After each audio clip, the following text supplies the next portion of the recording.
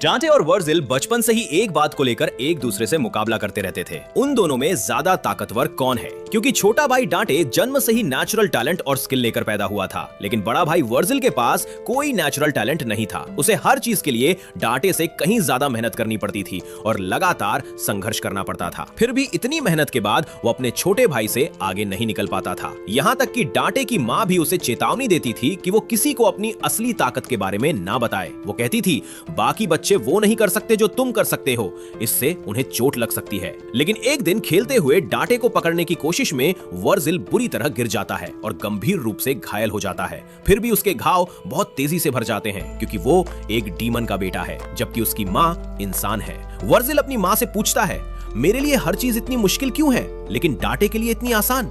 मैं वो सब क्यों नहीं कर सकता जो वो कर सकता है?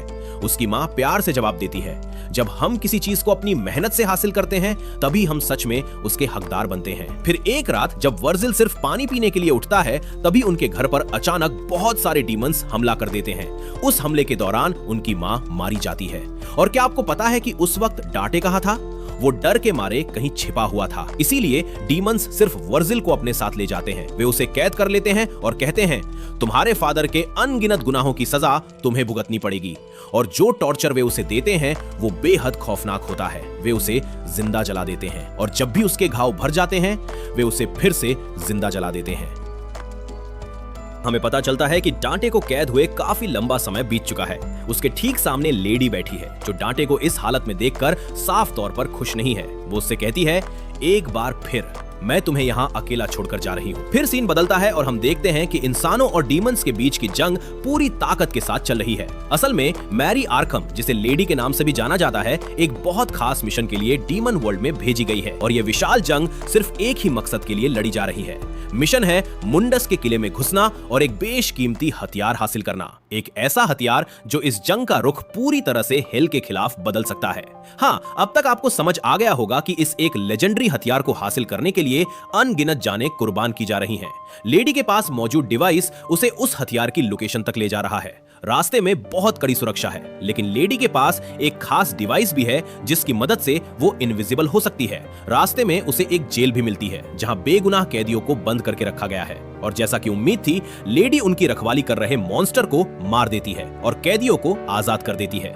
वे मॉन्स्टर्स उसे बचाने के लिए धन्यवाद देते हैं। इसके बाद हम इस जोकर नाम के आदमी को देखते हैं, जो बड़ी चालाकी से जनरल को भड़काता है और उसे किंग के किले में मदद मांगने के लिए भेज देता है। इसके चेहरे से ही पता चल जाता है कि ये किसी बहुत ही खतरनाक खानदान से है। फिर हम देखते हैं कि जनरल इंसानों के खिलाफ मदद के लिए किंग मुंडस से विनती कर रहा है। वो कहता है कि अगर किंग खुद जंग के मैदान में उतर जाएं और अपनी जबरदस्त ताकत का थोड़ा सा हिस्सा भी दिखा दें तो ये जंग तुरंत खत्म हो जाएगी। लेकिन जनरल अपनी बात पूरी भी नहीं कर पाता कि किंग मुंडस गुस्से में कहता है, पहले तुमने मेरा नाम मिट्टी में मिलाया और अब मेरे ही राज्य में मुझे आदेश देने की हिम्मत कर रहे हो। और अगले ही पल मुंडस जनरल को वही मार देता है। फिर वो कहता है, कितना बेवकूफ है, लेकिन इसकी बात पूरी तरह गलत भी नहीं है। असल प्लान तो किंग को उसके किले से बाहर निकालकर जंग के मैदान तक लाना था, ताकि लेडी को उस हथियार को चुराने का मौका मिल सके। और ठीक वैसा ही होता है। किंग मुंडस इस जाल में फंस जाता है। इधर लेडी महल की रखवाली कर रहे मॉन्स्टर्स को मार देती है और चुपके से किंग मुंडस के थ्रोन रूम में पहुंच जाती है। वो खास हथियार कहीं उसी थ्रोन के अंदर छिपा हुआ है और उसके ठीक ऊपर वो जोकर खड़ा है, अपनी शैतानी मुस्कान के साथ पता नहीं किस बात पर हंस रहा है। यही वो हथियार है जिससे खुद किंग मुंडस भी डरता है। इसी वजह से वो इसे हमेशा अपने पास रखता है। किले के बाहर मुंडस जंग के मैदान में अपनी खौफनाक ताकत दिखाने में व्यस्त है। फिर सीन मुंडस के किले से 1800 मील दूर पश्चिमी माकाई क्षेत्र में शिफ्ट होता है। यहाँ हम एक रहस्यमयी लड़की को देखते हैं जिसे कई मॉन्स्टर्स ने घेर रखा है। मॉन्स्टर्स कहते हैं, लगता है तुम बैटलफील्ड से बहुत दूर भटक आई हो और यहाँ सिर्फ हमारा राज चलता है। तभी डांटे का भाई वर्जिल उन्हें रोकता है और कहता है, इस दुनिया में सिर्फ एक किंग का राज चलता है, क्या तुम अपने किंग के खिलाफ बगावत कर रहे हो? मॉन्स्टर्स जवाब देते हैं, तुम्हारे किंग मुंडस की वजह से ये इंसान हमारी दुनिया में आया है। हम ऐसे बेवकूफ रूलर को फॉलो करने से इनकार करते हैं। वर्जिल शांत होकर कहता है, अब तुम इनकार नहीं नहीं करोगे क्योंकि मुझे यहाँ तुम्हारे सिर लेने के लिए भेजा गया है। और फिर मॉन्स्टर्स उस पर हमला कर देते हैं, लेकिन कुछ ही सेकंड्स में वे कीड़ों की तरह मारे जाते हैं। एक बचा हुआ मॉन्स्टर उस लड़की की तरफ दौड़ता है, लेकिन वो लड़की बेहद तेज निकलती है और पलक झपकते ही उस क्रीचर को मार देती है। साफ है कि ये लड़की वर्जिल को पहले से बहुत अच्छी तरह जानती है। वो कहती है, मुझे पता है कि तुम्हारे दोस्त को तुम्हारा ये ह्यूमन फॉर्म पसंद नहीं है। वैसे मैं तुम्हारे लिए यूरोबोरोस का एक मैसेज लाई हूँ। यूरोबोरोस का नाम सुनते ही वर्जिल को अतीत की कुछ बातें याद आने लगती हैं। इसी दौरान लड़की कहती है, वो सांप जो अपनी ही पूंछ खाता है। फिर वो आगे कहती है, उसने मुझे ये बताने के लिए भेजा है कि वो सिर्फ जिंदा ही नहीं है बल्कि पहले से ज्यादा ताकतवर हो रहा है। वो जश्न मना रहा है क्योंकि उसने तुम्हारे डैडी मुंडस से एक बेहद कीमती चीज चुरा ली है, उसका अरकाना चैलिस। ये सुनते ही वर्जिल कहता है, ये नामुमकिन है। लड़की मुस्कुराकर जवाब देती है, बेचारा मासूम वर्जिल, लगता है डैडी मुंडस ने तुम्हें कभी सच बताया ही नहीं, लेकिन यूरोबोरोस हमेशा सच बोलता है। तुम्हारी माँ को मारने वाला कोई और नहीं बल्कि तुम क्या कह रही हो, मुझे बताओ। लड़की धीरे धीरे पीछे हटती है और खुद को आग लगा लेती है। वो कहती है, अगर इस राज के पीछे का सच जानना है तो अर्थ पर आना, वो तुमसे मिलने के लिए बेताब है। और हाँ, इसके तुरंत बाद सीन फिर बदलता है। टीवी पर एक न्यूज चैनल दिखाया जाता है जिस पर बिल्कुल वही सिंबल होता है जो उस लड़की के शरीर पर था। न्यूज रिपोर्टर बहुत ड्रामेटिक अंदाज में बोल रहा होता है। वो सिंबल डार्क कॉम नाम के एक डोमेन का है, जबकि दूसरा निशान उसका सब डोमेन है। फिर सीन एक बार और बदलता है जहां लेडी जोर से कहती है, मैं डार्क कॉम छोड़ रही हूँ। इसके तुरंत बाद वो चैलेंज सौंपते हुए कहती है, सिर्फ इस एक चीज के लिए तुम लोगों ने अनगिनत इंसानों को मरने के लिए हेल में भेज दिया। डांटे सही कहता था, तुम अपने नीचे काम करने वाले लोगों को कीड़ों की तरह ट्रीट करते हो। ये कहकर वो वहां से जाने लगती है, लेकिन एरियस उसे रोकते हुए कहता है, तुम गलत समय पर जा रही हो, मैं तो तुम्हें प्रमोट करने की सोच रहा था। लेडी जवाब देती है, मुझे लालच नहीं है, और वैसे भी इतने लोगों की जान लेने वाला ये चैलिस तुम्हारे किस काम का है, मैं और लोगों को मरते हुए नहीं देख सकती। एरियस कहता है, ये अरकाना का आखिरी टुकड़ा है, अरकाना के अलावा कोई भी चीज उसे खत्म नहीं कर सकती। अगर जंग सही तरीके से प्लान की जाए तो उसे और उसके पूरे किंगडम को हमेशा के लिए मिटाया जा सकता है और माकाई आजाद हो जाएगा। ये सुनकर लेडी कुछ देर सोचती है और फिर कहती है, ठीक है, मैं प्रमोशन स्वीकार करती हूँ ताकि कोई और यहाँ आकर सब कुछ बर्बाद ना करे। और इसी के साथ लेडी ऑफिशियली एक कमांडर बन जाती है। इसके बाद विलियम बेंस एरियस से कहता है, लगता है अब उसे उसके फादर के बारे में बताने का समय आ गया है। लेकिन एरियस जवाब देता है, पहले हम अपनी आखिरी बैटल जीत लें, फिर उसे बताएंगे। असलियत यह है कि दुनिया की कोई भी ताकत अरकाना या उसके टुकड़ों को नष्ट नहीं कर सकती। अरकाना के 4 हिस्से हैं, मेडालिया, स्पाडा, बास्टोने और छोटा चैलिस। और अब ये सारे टुकड़े एक ही आदमी के हाथ लग चुके हैं, जिसका मतलब है कि वो आखिरकार अरकाना की पूरी ताकत इस्तेमाल कर सकता है। लेकिन अभी भी एक चीज की कमी है, वर्जिल। इसीलिए वे उसे अर्थ पर लाने के लिए पहले ही जाल बिछा चुके हैं। पहला चारा वो रहस्यमयी लड़की थी और दूसरा जोकर है, जिसका असली नाम जेस्टर है। सच कहे तो उस लड़की के कामयाब होने के चांस बहुत कम थे, लेकिन जेस्टर इतना खतरनाक तरीके से लोगों को मैनिपुलेट करता है कि वो कुछ ही पलों में वर्जिल को अपने जाल में फंसा लेता है और अपना मिशन पूरा कर देता है। आखिर जो आदमी एक किंग को उसके थ्रोन से उठाकर बैटलफील्ड तक ले जा सकता है, वो लगभग कुछ भी कर सकता है। वर्जिल को पकड़ने के लिए खास बुलेट्स पहले ही बनाई जा चुकी हैं और वे डाटे के डीएनए से तैयार की गई हैं। बाद में हम देखते हैं कि जैसे ही एरियस अपने ह्यूमन फॉर्म में डीमंस की एक मीटिंग में आता है, पूरा माहौल बदल जाता है। सभी डीमंस बिल्कुल चुप हो जाते हैं। वे वर्जिल को उसके चेहरे पर कुछ नहीं कहते, लेकिन इतनी तेज आवाज में बातें करते हैं कि वो सब सुन सके। फिर आखिरकार वर्जिल खुद किंग मुंडस के सामने पहुंचता है और उसे बताता है कि पश्चिमी वेस्टलैंड्स में उसके नाम की खुलेआम बेइज्जती हो रही है, क्योंकि वहां के डीमंस को पता चल गया है कि मुंडस की वजह से इंसान माकाई में घुसे हैं। मुंडस जवाब देता है, अगर मैंने तुम्हें व्हाइट रैबिट के पीछे नहीं भेजा होता तो इंसान कभी हमारी दुनिया में आते ही नहीं, लेकिन अब इससे कोई फर्क नहीं पड़ता। तुम्हारे फादर की बनाई हुई दीवार जल्द ही गिर जाएगी और अर्थ मेरे पैरों के नीचे होगी। फिर जब वर्जिल को यकीन हो जाता है कि चैलिस सच में चोरी हो चुका है, तो वो अर्थ पर जाकर अरकाना वापस लाने की परमिशन मांगता है। मुंडस कहता है, बस ये ध्यान रखना कि उस दुनिया से तुम्हारा रिश्ता तुम्हारे मिशन के बीच न आए। और हाँ, वो साफ तौर पर डांटे की बात कर रहा है। मुंडस ये भी बताता है कि उनके बीच एक गद्दार है, शायद एक से ज्यादा भी। अरकाना के बिना उनकी दुनिया खतरे में है, इसलिए वो तुरंत वर्जिल को निकलने का आदेश देता है। वर्जिल दोनों दुनियाओं के बीच इतनी आसानी से आ जा सकता है, शायद इसलिए क्योंकि वो आधा इंसान और आधा डीमन है। लेकिन बदकिस्मती से जैसे ही वर्जिल अर्थ पर कदम रखता है, आर्मी उसकी मौजूदगी का पता लगा लेती है। उसे पकड़ने के लिए एक के बाद एक हमले किए जाते हैं। प्लान सच में बहुत शानदार होता है और वे कुछ समय के लिए उसे रोकने में भी कामयाब हो जाते हैं। लेकिन जैसे ही वे डांटे के डीएनए से बनी बुलेट से उस पर हमला करते हैं, वर्जिल कैद से आजाद हो जाता है और कुछ ही सेकंड्स में पूरा खेल पलट देता है। वो सबको उनकी असली जगह दिखा देता है। फिर गुस्से में वो कहता है, तुम में से जो भी अभी बोल सकता है वो मेरे एक सवाल का जवाब देगा। मुझे उस आदमी का नाम बताओ जिसने तुम्हें यूरोबोरोस का निशान दिया है। फिर सीन बदलता है, जहां एरियस उस रहस्यमयी लड़की से कहता है, जैसा सोचा था, तुम्हारी बहन तुम्हें यहां ले आई। लगता है यूरोबोरोस आखिरकार अपने मकसद में कामयाब हो गया। जैसा कि हमने पिछले सीजन के आखिरी एपिसोड में देखा था, सीजन 1 में डांटे व्हाइट रैबिट को मार देता है। उसके बाद वो फोर्स एज, स्पार्दा की तलवार और एम्यूलेट को एक दूसरे से अलग करके डीमन वर्ल्ड और ह्यूमन वर्ल्ड के बीच की बैरियर को दोबारा बना देता है। और फिर हम उस अगले सीन को कैसे भूल सकते हैं, जहां लेडी डांटे को धोखा देती है, उसे बेहोश कर देती है और उसे पकड़ने का ऑर्डर पूरा करती है। इसके बाद हम विलियम बेंस को देखते हैं, जो एंडर्स को मार देता है और व्हाइट रैबिट के डिवाइस पर कंट्रोल हासिल कर लेता है। फिर वो उस डिवाइस का इस्तेमाल करके डीमन वर्ल्ड के लिए एक पोर्टल खोलता है और ऑपरेशन इन्फर्नो लॉन्च करता है। वो डीमन वर्ल्ड पर हमला भी शुरू कर देता है। दूसरी तरफ डांटे को पकड़ लिया जाता है और कैद में जमा दिया जाता है, जबकि एम्यूलेट और फोर्स एज सरकार के हाथों में चले जाते हैं। और आखिरी सीन में हम वर्जिल को देखते हैं, जो डांटे का भाई है। वो कहता है, अब इन लोगों को पता चलेगा कि उन्होंने किस तरह के तूफान से पंगा लिया है। और हाँ, यहीं पर सीजन 1 खत्म हो जाता है। इसके बाद हम एक बार फिर लेडी को डांटे से मिलने आते हुए देखते हैं। वो अपने किए हुए फैसलों पर साफ तौर पर पछता रही होती है। हम देखते हैं कि अब लोग अपने ही प्रेसिडेंट के खिलाफ हो चुके हैं, क्योंकि जनता डीमन वर्ल्ड के साथ किसी भी तरह की जंग नहीं चाहती। और क्या आपको पता है कि बाहर इतना हंगामा चल रहा है, जबकि प्रेसिडेंट अंदर क्या कर रहा है? वो अंदर एक लग्जरी पार्टी एंजॉय कर रहा है, क्योंकि सच कहें तो उसे लोगों की बातों की बिल्कुल परवाह नहीं है। इसी पार्टी में हम एरियस और विलियम बेंस को वर्जिल के बारे में बात करते हुए भी देखते हैं। वे कहते हैं कि देर सवेर वर्जिल खुद चलकर उनके पास आ जाएगा। फिर सीन बदलता है और हमें यूरोबोरोस डिटेंशन फैसिलिटी में ले जाता है, जहां कोई उस फैसिलिटी में घुस जाता है और एंट्रेंस की रखवाली कर रहे एक सोल्जर को मार देता है।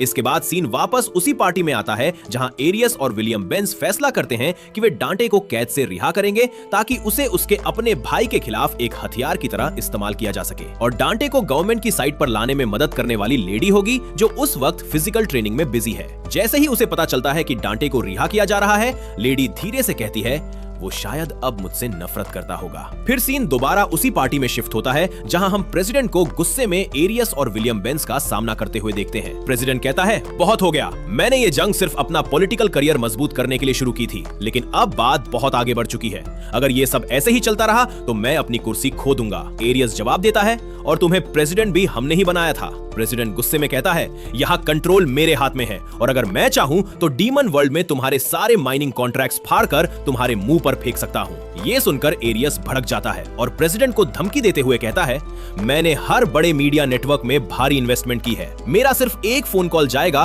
और वही न्यूज दिखाई जाएगी जो मैं चाहता हूं। तुम्हारे हर राज को पूरी दुनिया के सामने लाया जा सकता है। इसी बहस के बीच वो रहस्यमयी लड़की अचानक वहां आ जाती है और एरियस को अपने साथ ले जाती है। ये सब होने के बाद प्रेसिडेंट बेहद गुस्से में आ जाता है। फिर सीन एक बार फिर बदलता है और हमें डांटे के पास ले जाता है, जो एक बहुत डरावना सपना देख रहा है। उस सपने में डांटे अपने भाई वर्जिल से उसे बचा न पाने के लिए माफी मांग रहा है। डांटे कहता है कि उस वक्त वो बहुत डर गया था और उसी डर ने उसे अपने भाई को बचाने से रोक दिया। इसी दौरान डांटे की धड़कन अचानक बहुत तेज हो जाती है और इसी वजह से वो आखिरकार कैद से आजाद हो जाता है। इसके बाद हम डांटे को एक इंटरव्यूअर के सामने बैठे हुए देखते हैं। इंटरव्यूअर उससे पूछता है, तुम जानते हो कि तुम्हें यहाँ क्यों लाया गया है ना? डांटे जवाब देता है, हाँ, मुझे कुछ समय के लिए डार्क कॉम के साथ काम करना है और वे मेरा कुछ साइकोलॉजिकल इवैल्यूएशन भी करना चाहते हैं, लेकिन सच कहूं तो मुझे नहीं पता कि क्यों। वैसे क्या इसे जल्दी खत्म कर सकते हो? मुझे अभी अपने भाई से बात करने जाना है। वो आगे कहता है, पहले मुझे लगता था कि बचपन में उस डीमन अटैक के दौरान वर्जिल भी हमारी माँ के साथ मर गया था, लेकिन अब मुझे पता चला है कि वो जिंदा है और किसी तरह डीमन किंग ने उसका ब्रेन वॉश करके उसे अपना वफादार नौकर बना लिया है, उसी इंसान का नौकर जो हमारे फादर का दुश्मन था। फिर इंटरव्यूअर पूछता है, वो कमांडर आर्खम ही थी ना जिसने तुम्हें धोखा दिया और कैद करवा दिया था? डांटे आराम से जवाब देता है, हाँ, हमारे बीच ऐसा ही चलता रहता है। हम लड़ते हैं, बहस करते हैं और हर समय एक दूसरे को फंसाने की कोशिश करते रहते हैं। ज्यादातर बार वही मुझे मारती है, लेकिन मैं भी एक ताकतवर डीमन हूं, इसलिए मैं भी उसे उसका जवाब जरूर देता हूं।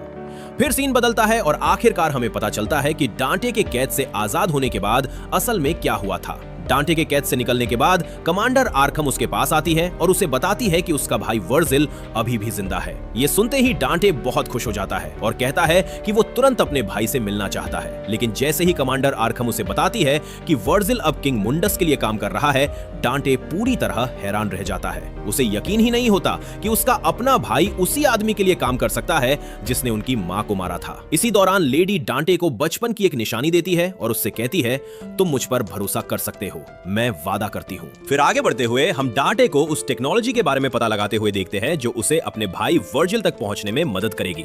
इसके बाद एरियस डांटे को वो बेरहम कत्लेआम दिखाता है जो वर्जिल ने सोल्जर्स के साथ किया था। जैसे ही डांटे ये देखता है, वो पूरी तरह हिल जाता है, जैसे उसने कोई भयानक सपना अपनी आंखों से देख लिया हो। फिर इतने सालों बाद डांटे आखिरकार अपने भाई को दोबारा देखता है। उसे देखकर डांटे कहता है, ये अब मेरा भाई जैसा महसूस भी नहीं होता। वो ऐसा कुछ कैसे कर सकता है? मुझे नहीं पता मुंडस ने उसके साथ क्या किया है, लेकिन चाहे कुछ भी हो जाए, मैं अपने भाई को वापस लेकर आऊंगा। बाद में हम डांटे को हथियार ढूंढते हुए देखते हैं क्योंकि डार्ककॉम ने उसका सारा सामान जब्त कर लिया था। तभी एक अजीब सी बूढ़ी औरत उससे कहती है, जो चाहिए ले लो, बस बाहर किसी को मत बताना। अब यहां से निकलो, मेरा शो शुरू होने वाला है। फिर हम वो शो देखते हैं जहां होस्ट अनाउंस करता है, आज हमारे साथ एक बहुत खास मेहमान मौजूद है, डीमन वर्ल्ड का एक एम्बेसडर वर्जिल द डीमन। क्या ये नामुमकिन है? ऑडियंस को भी यकीन नहीं हो रहा होता कि वर्जिल सच में एक डीमन है और जल्द ही बाकी सभी लोगों को भी पता चल जाता है कि वर्जिल इस शो में आया हुआ है। ये सब देखकर विलियम बेंस तुरंत कहता है, हमें ये ब्रॉडकास्ट बंद करवाना होगा। लेकिन एरियस जवाब देता है, इसे बंद क्यों करवाना है? अगर तुम्हें ये आता हुआ नहीं दिखा तो तुम्हें कुछ भी नहीं दिखा। सिर्फ एक सच में इंटेलिजेंट दुश्मन ही ऐसा मूव चल सकता है। उसने पूरा गेम ही पलट दिया है। अब बात मजेदार हो रही है। फिर वर्जिल बोलना शुरू करता है, मेरा जन्म तुम्हारी दुनिया में हुआ था, लेकिन बचपन से ही मैं माकाई में रहा हूँ। मैं यहाँ अपने किंग मुंडस का एक मैसेज लेकर आया हूँ। वर्जिल आगे कहता है, तुम लोग शायद सोचते हो कि ये जंग अच्छे और बुरे के बीच की लड़ाई है। तुम्हें बताया गया है कि हमारी दुनिया हेल है और हमारा किंग डेविल है, लेकिन ये सब झूठ है। हम डीमंस की कोई बुरी नियत नहीं है। मुंडस सिर्फ अपनी दुनिया में बैलेंस बनाए रखना चाहता है। ये सुनकर डांटे गुस्से में कहता है, वो उसका बचाव क्यों कर रहा है, वो कमीना। फिर हम वापस वर्जिल के पास आते हैं जो कुछ तस्वीरें दिखाते हुए कहता है, इन तस्वीरों को ध्यान से देखो। ये फोटोज तुम्हारी दुनिया में मौजूद एक सीक्रेट डीमन प्रिजन की सिक्योरिटी फुटेज से ली गई हैं। इनमें तुम्हारे सोल्जर्स माकाई के लोगों को बिना किसी ट्रायल के टॉर्चर कर रहे हैं। उनका सिर्फ एक ही गुनाह है कि वे माकाई से आते हैं। ये देखकर एरियस कहता है, तो इसे लगता है कि कुछ तस्वीरों से लोगों की हमदर्दी जीत लेगा। वर्जिल आगे कहता है, जहां इन बेगुनाह लोगों को टॉर्चर किया जा रहा है, वो कोई गवर्नमेंट प्रिजन भी नहीं है, वो एक प्राइवेट फैसिलिटी है। और अगर उसके मालिक का पता लगाओ तो सिर्फ एक ही नाम सामने आता है, यूरोबोरोस। ये जंग जिसमें दोनों दुनियाओं की जानें कुर्बान हो रही हैं, सिर्फ एक आदमी की साजिश का हिस्सा है, एरियस वॉन एरनबर्ग। और इसी के साथ वर्जिल एक एक करके एरियस के सारे काले राज खोलना शुरू कर देता है। एरियस इतना गुस्से में आ जाता है कि वो तुरंत शो को बंद करवाने का आदेश दे देता है। फिर सीन बदलता है जहां एक जवान आदमी वर्जिल से कहता है, प्रेसिडेंट आपसे बात करना चाहता है। कॉल पर प्रेसिडेंट कहता है, तो अब जब तुम ऑफिशियली माकाई के एम्बेसडर बन गए हो तो क्यों ना हम बैठकर शांति से बात करें। इसके बाद हर जगह अलार्म बजने लगते हैं क्योंकि वर्जिल सीधे उस जगह की तरफ जा रहा है जहां सब लोग मौजूद हैं और उसका असली मकसद एरियस को मारना है। दूसरी तरफ डांटे अपनी मां की तस्वीर को देखकर धीरे से कहता है, मैं उसे वापस लेकर आऊंगा।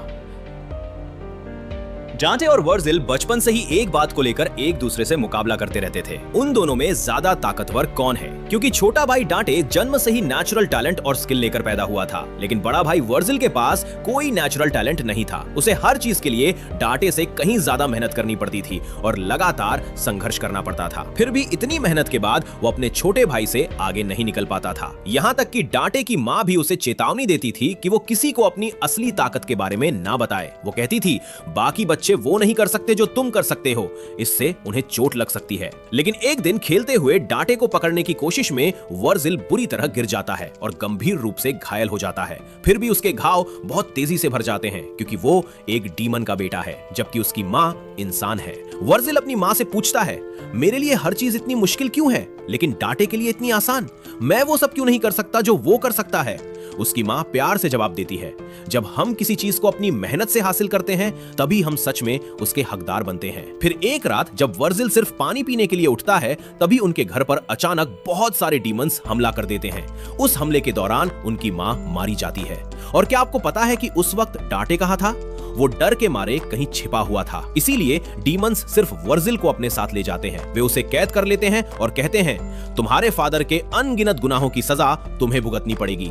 और जो टॉर्चर वे उसे देते हैं वो बेहद खौफनाक होता है। वे उसे जिंदा जला देते हैं और जब भी उसके घाव भर जाते हैं वे उसे फिर से जिंदा जला देते हैं। क्योंकि वो एक डीमन का बेटा था, इसलिए वो इतनी आसानी से मरने वाला नहीं था। फिर एक दिन जब वे उसे एक बार फिर जिंदा जलाने वाले होते हैं, तभी अचानक एक दूसरा डीमन वहां आता है और उसे बचाकर किंग मुंडस के सामने ले जाता है। मुंडस कहता है, मैं इस दुनिया का किंग हूं, आज से कोई भी तुम्हें कभी नुकसान नहीं पहुंचाएगा। वर्जिल पूछता है, आप मेरी मदद क्यों कर रहे हैं? मुंडस जवाब देता है, तुम्हारे फादर मेरे सबसे ताकतवर चैंपियन थे, मेरे सबसे वफादार जनरल। फिर मुंडस बताता है कि उन्होंने साथ मिलकर बहुत सारी जंगें लड़ी थी, जिनमें सबसे बड़ी जंग आर्गोसैक्स के खिलाफ थी। वो ये भी बताता है कि जिन लोगों ने वर्जिल को टॉर्चर किया था वे आर्गोसैक्स के वफादार फॉलोअर्स थे, यूरोबोरोस। यूरोबोरोस का निशान आर्गोसैक्स के फॉलोअर्स का है। वे तुम्हारे फादर से बदला लेना चाहते थे, इसलिए उन्होंने तुम्हारा घर जला दिया और तुम्हारी माँ को मार दिया। इसके बाद मुंडस वर्जिल को वो तलवार देता है जो उसके फादर स्पार्दा ने बनाई थी। जैसे ही वर्जिल उस तलवार को उठाता है, वो अपनी माँ को मारने वाले हर डीमन को एक एक करके खत्म कर देता है। फिर मुंडस कहता है, मैं तुम्हें सिखाऊंगा कि अपने मकाई फॉर्म में कैसे बजट्सना है। तुम उसी फॉर्म में रहोगे ताकि तुम्हें फिर कभी एक कमजोर इंसानी शरीर की कमजोरियां ना झेलनी पड़े। वर्जिल पूछता है, और बदले में मुझे क्या करना होगा? मुंडस जवाब देता है, वफादारी, तुम्हारी वफादारी। और यहीं से किंग मुंडस के प्रति वर्जिल की अटूट वफादारी की शुरुआत होती है। फिर सीन वापस वर्तमान में आता है, जहां वर्जिल का मकसद बिल्कुल साफ है, एरियस को खुद मारकर यूरोबोरोस का हर निशान मिटा देना। लेकिन उसके रास्ते में इतने सालों बाद वो अचानक अपने छोटे भाई डांटे से फिर मिल जाता है। डांटे मुस्कुराकर कहता है, इतनी ड्रामेटिक एंट्री करना कहां से सीखा? मैंने तो तुम्हें ये बिल्कुल नहीं सिखाया था। वर्जिल शांत होकर जवाब देता है, मुझे पहले से एहसास था कि तुम ही होगे मेरे छोटे भाई। डांटे मजाक में कहता है, बचपन में तो तुम इसी छोटे भाई से पिटते रहते थे। ये सुनकर वर्जिल बस मुस्कुरा देता है। उधर पास में एक आदमी सिर्फ एरियस के आदेश का इंतजार कर रहा होता है ताकि वो हमला कर सके, लेकिन वर्जिल को पहले से इसका पता होता है। एरियस कहता है, मैं बस डांटे को पहला मौका देना चाहता हूँ। फिर वर्जिल डांटे से कहता है, तो हमारी इस इमोशनल मुलाकात के लिए कैपिटल को खाली करवा दिया गया है? डांटे हल्की मुस्कान के साथ जवाब देता है, मुझे किसी तरह तुम तक पहुंचना था। तुम न लिखते हो न कॉल करते हो। मुझे पता है डीमन रेल्म से लॉन्ग डिस्टेंस कॉल्स महंगी होती होंगी, लेकिन फिर भी तुम कोशिश तो कर सकते थे। वर्जिल जवाब देता है, मैं भी तुम्हारे बारे में यही कह सकता हूँ। तुम्हारे दिमाग में एक बार भी ये ख्याल नहीं आया कि शायद मैं उस हमले में बच गया हूँ, जबकि हमारा खून एक है, हमारी ताकतें एक जैसी हैं और तुम बच गए थे। डांटे धीमी आवाज में कहता है, मैं मानता हूँ मैं गलत था, लेकिन तुम मुंडस के लिए काम क्यों कर रहे हो? उसके सोल्जर्स ने हम पर हमला किया था, उसी ने मॉम को मारा था। वर्जिल जवाब देता है, उसके सोल्जर्स? तुम्हें ये किसने बताया? तुमने सच में व्हाइट रैबिट की बात पर भरोसा कर लिया? डांटे हैरान होकर पूछता है, तुम व्हाइट रैबिट को जानते थे? वर्जिल जवाब देता है, अगर मैं उसे नहीं जानता तो उसके पास मेरा खून और एम्यूलेट का मेरा हिस्सा कैसे पहुंचता? हमारे फादर ने जो बैरियर बनाया था उसे तोड़ने का आदेश मुंडस का था। डांटे तुरंत कहता है, तुमने उस बैरियर को तोड़ने की कोशिश की जो डैड ने हमें उस मॉन्स्टर से बचाने के लिए बनाया था। वर्जिल जवाब देता है, और यही तुम्हारी प्रॉब्लम है, लोग जो भी कहते हैं तुम उस पर भरोसा कर लेते हो। स्पार्दा ने कभी मुंडस को धोखा नहीं दिया। मुझे ये इसलिए पता है क्योंकि मुंडस ने खुद मुझे पाला है ताकि मैं अपने फादर की जगह ले सकूं, वो जगह जिस पर असली हक मेरा है।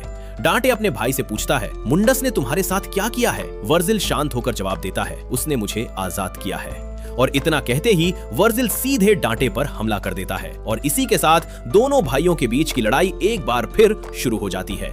लड़ते हुए वर्जिल डांटे से कहता है, अब भी तुम सिर्फ अपने नेचुरल टैलेंट पर भरोसा करते हो, कम से कम कुछ तो सीख लिया होता।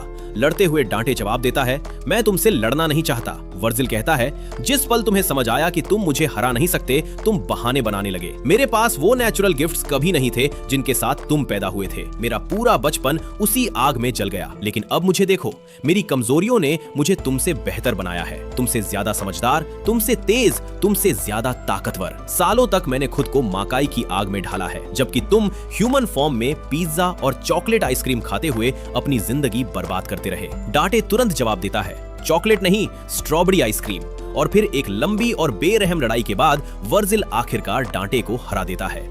जाते जाते वो कहता है, जब तुम होश में आओ तो मुझे ढूंढने आना, मैं नीचे रहूंगा, मॉम के असली कातिल को तड़पाते हुए। ये सब देखकर आर्कहम वर्जिल को रोकने का फैसला करती है, लेकिन एरियस उसे रोकते हुए कहता है, हम अर्काना को बिना सुरक्षा के नहीं छोड़ सकते। फिर सोल्जर्स लगातार वर्जिल पर फायरिंग करने लगते हैं, जब तक कि उनकी सारी गोलियां खत्म नहीं हो जाती। वर्जिल शांत होकर कहता है, अगर तुम्हें अपनी जान प्यारी है, और ये सुनते ही सोल्जर्स तुरंत मुड़कर डर के मारे भाग जाते हैं। आखिरकार वर्जिल एरियस तक पहुंच जाता है। फिर वो लेडी के सामने खड़ा होकर कहता है, तो तुम मेरे भाई की फेवरेट ह्यूमन हो। तुम्हारी रेपुटेशन तुम्हारे आने से पहले ही मेरी दुनिया तक पहुंच गई थी। तुम्हें मारने के बाद मेरी रेपुटेशन और भी बड़ी हो जाएगी।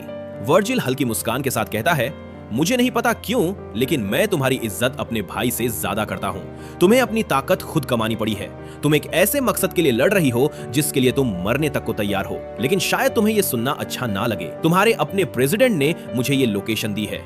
वो उस जंग को खत्म करना चाहता है जो तुमने और तुम्हारे मास्टर ने शुरू की है। लेडी ठंडे लहजे में जवाब देती है, तुमने हॉपर के साथ डील की है, मेरे साथ नहीं। जैसे ही वर्जिल कहता है, तो फिर तुम्हारे साथ भी डील क्यों ना कर लूं? लेडी को अचानक डांटे की याद आ जाती है। कुछ देर सोचने के बाद वो कहती है, तुम दोनों भाई अपने मसले खुद सुलझाओ। फिर वर्जिल पूछता है, तुम्हें मैं छोटे भाई में आखिर दिखा क्या? लेडी जवाब देती है, तुम दोनों आधे इंसान हो, लेकिन तुम्हारे भाई के अंदर तुमसे कहीं ज्यादा इंसानियत बाकी है। वर्जिल कहता है, ये बात उसे जरूर बताना जब तुम उसे दीवार से खुरच रही होगी। तभी विलियम बेंस अचानक चिल्लाता है, मैरी रुको! लेडी मुड़कर जवाब देती है, मैरी कौन है? और इतना कहकर वो सीधे डांटे की तरफ चल पड़ती है।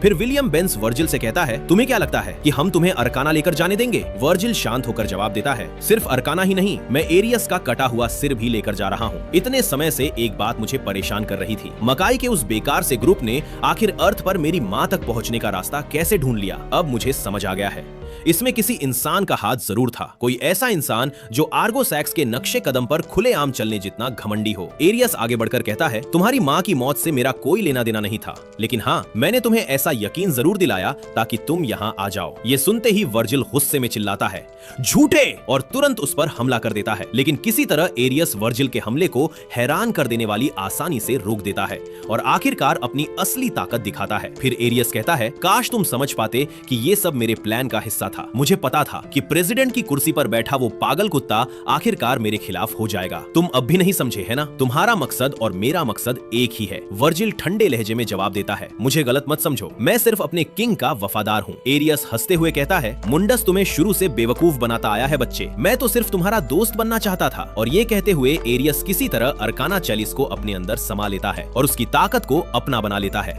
और इसी के साथ वर्जिल और एरियस के बीच एक बहुत बड़ी लड़ाई शुरू हो जाती है।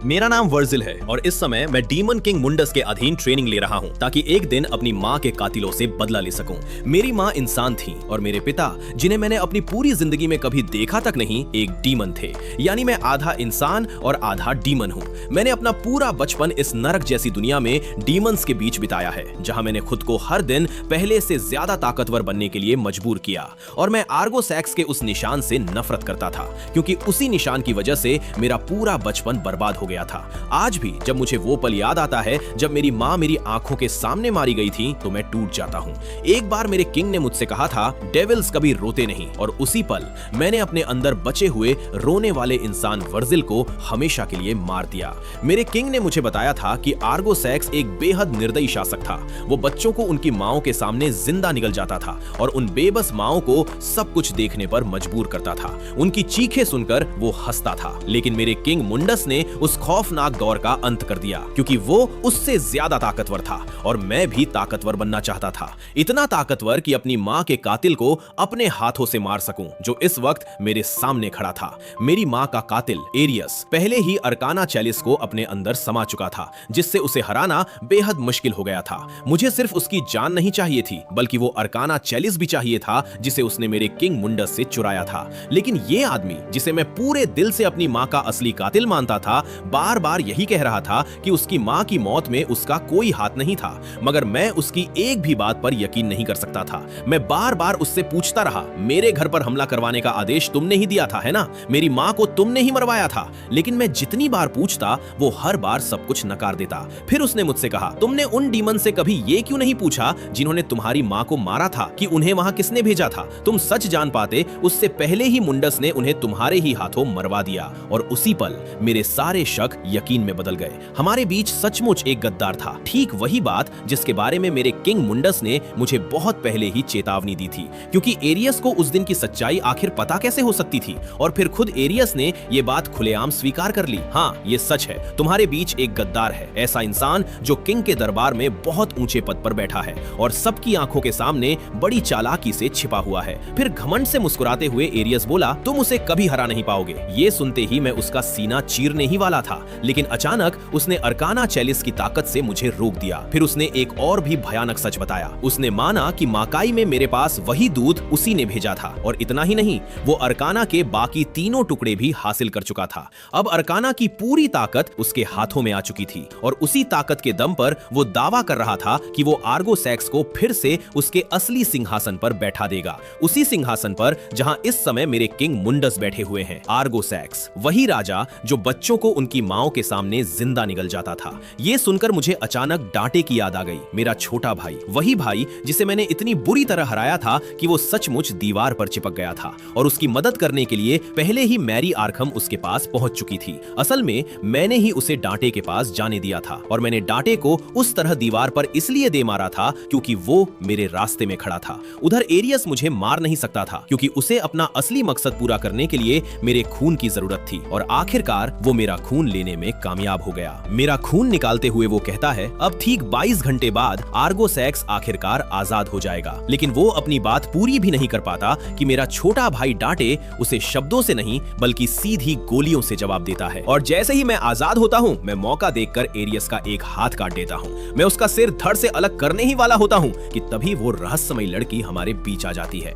और ठीक उसी पल पूरी इमारत ढहने लगती है। इस अफरा तफरी का फायदा उठाकर एरियस एक पोर्टल खोलता है और मेरी आंखों के सामने से भाग निकलता है। लेकिन मैं उसे इतनी आसानी से भागने देने वाला नहीं था, इसलिए मैं भी तुरंत अपना पोर्टल खोलकर उसके पीछे निकल पड़ता हूँ और सीधे उसी जगह पहुंच जाता हूँ जहां वो भाग कर गया था। असल में माफ करना, मैं अकेला नहीं पहुंचा था। मेरा छोटा भाई डांटे और वो लड़की भी मेरे ठीक पीछे पीछे वहां पहुंच जाते हैं। फिर आगे बढ़ते हुए हम डांटे को वर्जिल से पूछते हुए देखते हैं, आखिर यहाँ चल क्या रहा है? वर्जिल जवाब देता है, मेरे रास्ते से हट जाओ, वरना अगले 22 घंटों के भीतर तुम्हारा मास्टर अरकाना की ताकत से दोनों दुनियाओं को तबाह कर देगा। एरियस अरकाना का इस्तेमाल करके आर्गोसैक्स विनाश के राजा को फिर से जिंदा करना चाहता है। ये सुनते ही डांटे कहता है, और मुझे अंदाजा है ये कहानी भी तुम्हें मुंडस ने ही सुनाई होगी, है ना? वर्जिल शांत होकर कहता है, आर्गोसैक्स मकाई का सबसे बड़ा अभिशाप था, एक क्रूर शासक जिसे मुंडस ने हराया था। इंसानों की हेल की कल्पना आग और यातना वाली, असल में आर्गोसैक्स के शासन के दौरान